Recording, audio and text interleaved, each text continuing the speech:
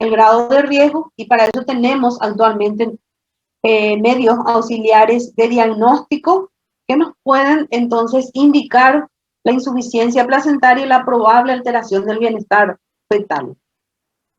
Como dijimos, el estriol urinario que anteriormente se utilizaba cuando no se tenían los estudios actuales de salud fetal, la amniocentesis que podríamos ver, ya les mostré la técnica, verá, como para estudiar las características del líquido amniótico, verá, si, primero para ver si es maduro o no, porque un líquido amniótico de un prematuro es un líquido amniótico cristalino, como cristal de roca. Uno maduro ya es más espeso, lechoso, en cambio uno que cursa con surimiento fetal o meconio ya es un líquido verdoso. La mioscopía también, pero para eso se requiere cierto grado de dilatación del cuello del útero, es decir, la paciente tiene que estar ya con cuello uterino dilatado, cosa que no siempre tenemos, ¿verdad? Porque podemos tener un embarazo de 42 semanas sin que entre el trabajo de parto. Y lo que más utilizamos es la ecografía con los signos que ya vamos a estudiar, que vimos la presencia de las características de la placenta, se está cortando bien acá, el oligoamnios, y si hay entonces una alteración del bienestar fetal, decidir la interrupción del embarazo. Otros estudios de salud fetal, lo que llamamos estudios de salud fetal, al monitoreo fetal anteparto, al perfil biofísico fetal y al ecodoppler obstétrico, que es muy utilizado. Vamos a hablar un poco de cada uno de ellos. El monitoreo fetal anteparto, que es el centro de diagnóstico del sufrimiento fetal. Vemos que la madre se pone en posición semipowler, es decir, con la camilla más o menos levantada, digamos, se les pone un transductor, el tocodinamómetro a nivel del fondo uterino y el transductor fetal. Esto entonces conectado a un aparato que es el monitor fetal con un papel como una tira de electrocardiograma, ¿verdad? En el cual en la parte superior se registra digamos, la frecuencia cardíaca fetal con sus distintas características, y en la parte de abajo lo que traduce el tocodinamómetro, digamos, la presencia de los movimientos fetales y las contracciones uterinas. Eso vamos pidiendo, bueno, los libros dicen pedir a las 41 semanas, pero a veces entonces en la práctica diaria ya vamos pidiendo entonces un poco antes, pero a partir de las 41 semanas o antes, ya a veces 2 veces a la semana. Se considera, siempre y cuando la paciente esté bien, no tenga cursos de ciclos, digamos, de presión arterial alta, este monitoreo nos da una validez de 5 a 7 días. Pero en esta etapa ya lo vamos repitiendo en las 41 semanas o antes, ¿verdad? 2 veces por semana. Si tenemos un monitoreo anteparto no estresante, no reactivo, ¿qué significa no reactivo? Que no tenemos aceleraciones de la frecuencia cardíaca fetal, o tenemos la presencia de DIP o desaceleraciones, eso cuando se dé monitoreo fetal van a dar con más detalle. Entonces, eso consideramos un monitoreo no reactivo en un estado basal fijo. Hay que terminar el embarazo porque si no el feto se va a morir intraútero. Entonces, y sobre todo si es un embarazo ya, digamos, con un feto bien maduro, pasado de las 38, 40, más aún si estamos 42 semanas o más. Entonces, estos estudios de salud fetal nos ayudan a decidir, ¿verdad? Nos dicen cómo está el estado de oxigenación fetal intraútero y de acuerdo a cómo salga, decidir o no la interrupción del embarazo. Otro estudio de salud fetal es el perfil biofísico fetal, que es un método auxiliar diagnóstico bastante útil en la actualidad y que ha reemplazado al test anteriormente se utilizaba el test de la oxitocina, que es un test en que inducíamos, digamos, tipo un trabajo de parto para ver cómo, por ese tipo de perfil de monitoreo se llamaba estresante, el que hacemos en el anteparto no estresante. Y con el perfil biofísico fetal, que se evalúa por ecografía, es la asociación de ecografía y monitoreo, digamos, en el cual determinamos o estudiamos el tono fetal, los movimientos corporales fetales, los movimientos respiratorios y la cantidad de líquido amniótico y la reactividad de la frecuencia cardíaca fetal por el monitoreo. A cada uno de estos que le damos un puntaje, si presenta el tono fetal, abrir y cerrar las manos, los movimientos corporales, movimientos, digamos, de la columna, movimientos o de los miembros inferiores, superiores, o movimientos respiratorios fetales, Entonces, tenemos que controlar aproximadamente 30 minutos, ¿verdad? Le damos un puntaje. Si todos están presentes, le damos 2 puntos. Entonces, el puntaje del perfil biofísico fetal, el de Mining, porque está el de Vincileo, que le agrega el grado de madurez placentaria, pero el que más usamos es el de Mining, le damos un puntaje máximo de 10. Un puntaje de 10 y 8 consideramos que es un feto bien reactivo, que tiene una buena oxigenación, se puede expectar y seguir el embarazo. Con un puntaje de 6 los controles son más estrictos y por debajo de 6 ya es sinónimo también de oligoamnios, de sufrimiento fetal e interrupción del embarazo. Y otros estudios de salud fetal y actualmente muy usados, que va a dar con ustedes, yo usé una diapositiva de ella, el Doppler de la arteria umbilical, que nos va a medir el grado, digamos, de la suficiencia placentaria y se determinan las curvas. Esto es entonces una curva, digamos, normal. Vamos viendo, se hace entonces el Doppler de la arteria umbilical y cómo se traduce con un flujo de alta resistencia y si hay entonces un sufrimiento, una alteración del bienestar, hay disminución del flujo de fin de diástole, incluso un flujo reverso, es decir, por debajo, digamos, tenemos este flujo, lo cual entonces nos están indicando un elevado riesgo de morbilidad y mortalidad perinatal. Cuando tenemos este tipo de flujo en los informes, ya no es señal de una muerte fetal inminente. ¿Qué pasa? Que hay una redistribución circulatoria. El organismo del feto trata de preservar órganos vitales, cerebro, corazón, riñón, etcétera. Entonces, nosotros lo que se hace con estos estudios es el momento de aparición y desaparición del mismo.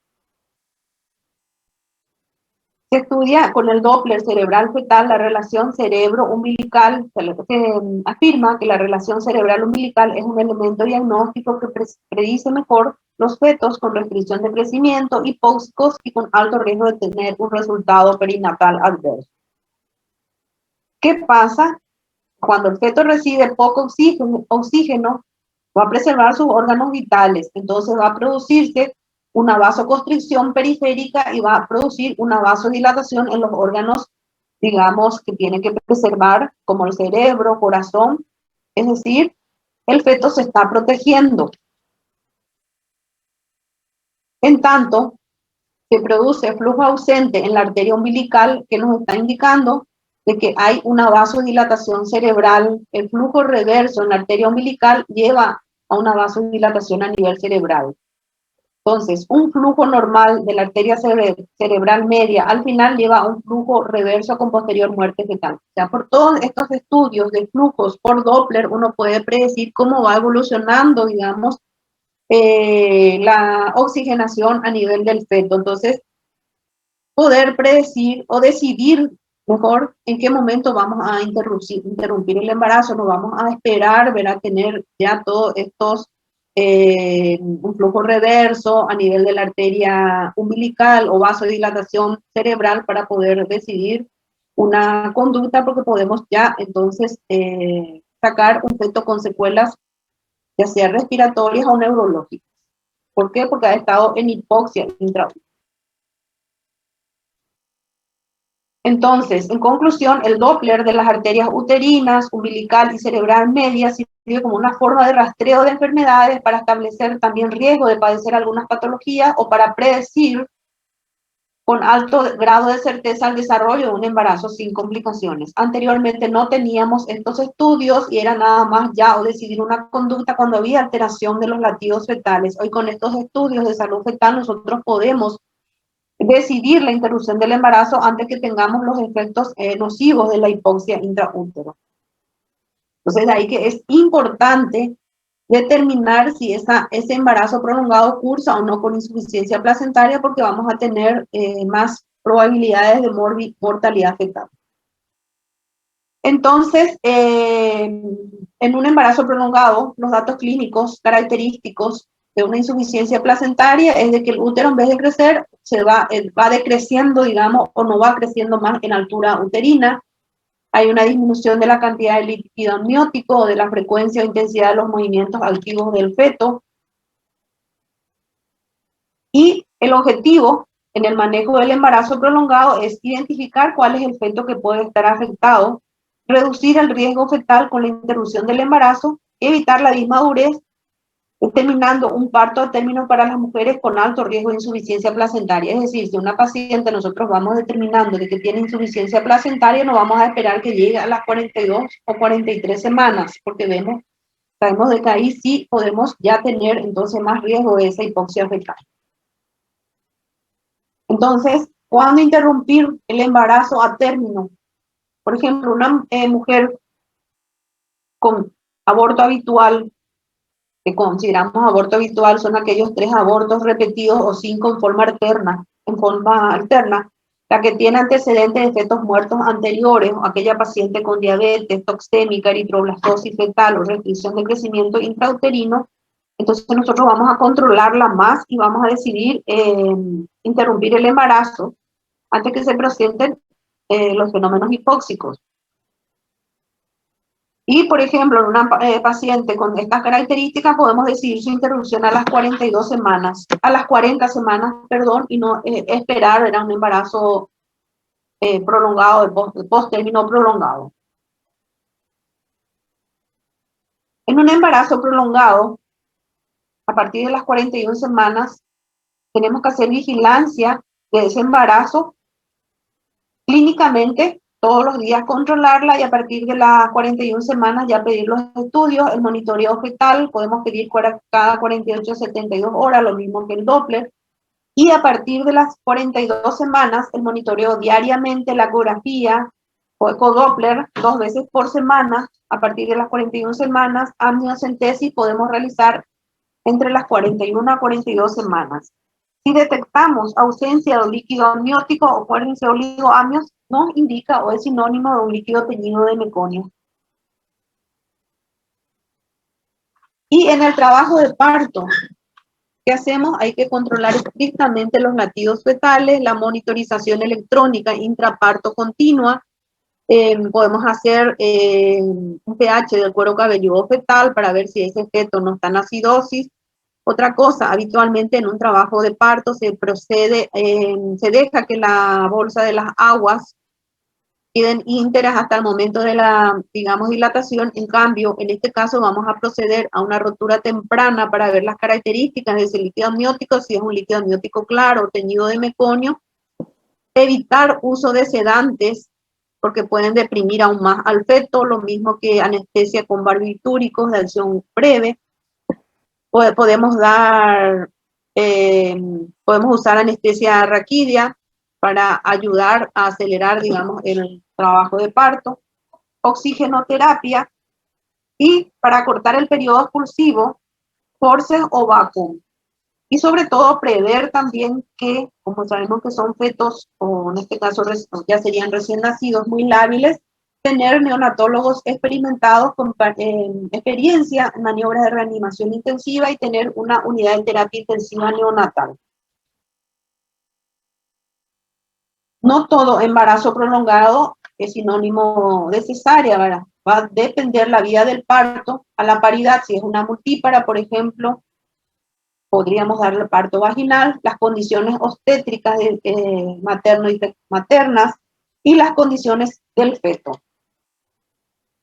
Cuando tenemos un embarazo prolongado en el cual no hay compromiso fetal y la fecha de última menstruación es bien conocida, podemos tener 2 situaciones: cuello uterino desfavorable y cuello uterino favorable. El cuello uterino, ¿a qué se refiere favorable? ¿Verdad? Para que ese cuello uterino se vaya dilatando, se vaya cortando, y entonces para que pueda, digamos, tener la apertura y las condiciones necesarias para la salida del feto.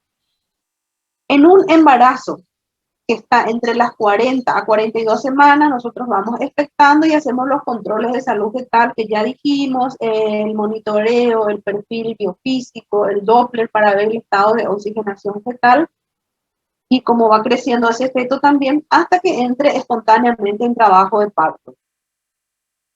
Cuello uterino favorable, que significa que es un cuello uterino, lo valoramos habitualmente por el índice de un score de Bishop, se llama, en que tiene digamos, se le da un puntaje de como si el cuello está reblandecido o no, si el cuello es anterior, si es posterior, está centrado o es anterior, el grado de encajamiento fetal, etcétera, una serie de puntos. Entonces a cada uno de estos, y con un índice de Bishop de 8 o más, podemos decir de que hay una alta probabilidad de que esa inducción sea favorable. Ahora, si el cuello uterino es favorable, es decir, tiene un índice de Bishop menos de 8, podemos hacer la inducción a partir de las 42 semanas, y para madurez va a depender el éxito también del grado de madurez cervical. ¿Cómo se hace la inducción? Se puede hacer con oxitocina, un suero. Generalmente a este paciente le internamos a la mañana temprano, hacemos el goteo con oxitocina, empezamos con 5 o 10 unidades en 1000 ml de suero, y vamos entonces empezando con un goteo de 4, 8, 12, etcétera. Vamos aumentando hasta que desencadenemos las contracciones uterinas. A veces la primera inducción no resulta, entonces hacemos 6 horas de goteo y empezamos al día siguiente con lo mismo, hasta 2 inducciones. Si hay fracaso en estas 2 inducciones, es decir, no hay entonces dilatación del cuello del útero, acortamiento, se decide una cesárea. Hablamos antes acá de que el cuello uterino favorable o desfavorable, y que ese cuello tiene el éxito de esa inducción va a depender del grado de madurez cervical. A veces el cuello está inmaduro, y cómo podemos hacer la maduración de ese cuello por medio de prostaglandinas del tipo E2, ¿verdad? Que pueden venir en forma de óvulos, gel y comprimido. Nosotros tenemos acá solamente en forma de comprimidos de 25 a 50 microgramos, que es el misoprostol normal, comúnmente llamado Cytotex, ¿verdad? Se hace una dosis única, a veces inclusive medio comprimido, ¿verdad? Porque desencadena contracciones uterinas muy fuertes, y el efecto tenemos 12 a 14 horas después. Otra cosa que actúa también es disolviendo el colágeno del cuello uterino, entonces ese cuello uterino se va reblandeciendo, se va cortando, y es más favorable para entonces que posteriormente se pueda realizar la inducción con oxitocina también. Ahora, vimos la primera situación, acuérdense.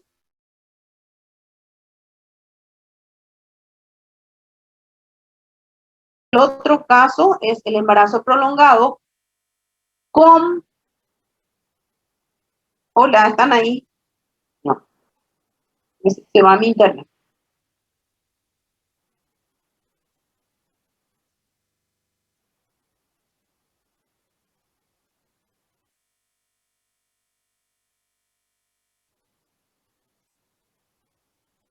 Bueno, el otro caso es del embarazo prolongado con compromiso fetal y con signos de insuficiencia placentaria. Ahí un ratito. Embarazo prolongado con compromiso fetal y con signos de insuficiencia placentaria. En estos casos, si hay signos de sufrimiento fetal evidente, ya sea por alteración de los latidos fetales, tenemos taquicardia o bradicardia, o por el monitoreo fetal no estresante, no reactivo, o un perfil biofísico con un puntaje de 6 o menos, o un ecodoppler que nos muestra entonces un flujo reverso en la umbilical, o una vasodilatación de la cerebral media, etcétera, aún con cuello uterino favorable, vamos a hacer cesárea. ¿Por qué? Porque inducir un trabajo de parto puede llevar 8 a 10 horas, y si tenemos esto, entonces probablemente ya ese feto puede nacer entonces con mucha alteración de su bienestar fetal, tantas horas, ¿verdad? Entonces decidimos por una cesárea habitualmente. Y vamos a elegir ya entonces de entrada o de primera intención en aquellos embarazos que tienen certeza de FUN y sufrimiento fetal crónico, como acá está hinchando otra vez, con aparición de DIP2 en la prueba de tolerancia a las contracciones, un Doppler que nos informa centralización o redistribución hemodinámica, cuando el feto hay causas obstétricas que de entrada luego ya entonces determinan macrosomía fetal, presentación pelviana, etcétera, o complicaciones maternas graves como una toxemia, una diabetes, etcétera. Bueno, muchas gracias. ¿Alguna pregunta? ¿Están todos ahí? ¿Alguna pregunta? ¿Se entendió? Bueno, entonces ya tenemos 2 casos de embarazos de alto riesgo que dimos, que es el embarazo en la mujer añosa, el embarazo prolongado, van a dar ya dentro de poco también, parto prematuro, rotura prematura, son todos, y ustedes se manejan bien con la historia clínica perinatal. Ahí vamos a detectar ya desde un principio cuáles son los embarazos de alto riesgo, ¿verdad? Al marcar las casillitas amarillas. ¿Alguna pregunta? ¿Todo claro? Bueno, hoy fue cortita la clase y ya vamos sumando, ya tenemos muchos temas para nuestro primer parcial, que va a ser los primeros días, está luego ya terminado, creo. No decidí todavía si vamos a hacer escrito allá en el 16 o va a ser por módulo. A lo mejor hacemos escrito allá, en un horario determinado. Y bueno, quiero que se contacten después con el doctor Gavilán para ver la clase, qué día van a dar o recuperar. Que tengan un buen fin de semana y hasta pronto. Igualmente, doctora. Gracias, profe. Hasta luego. Adiós.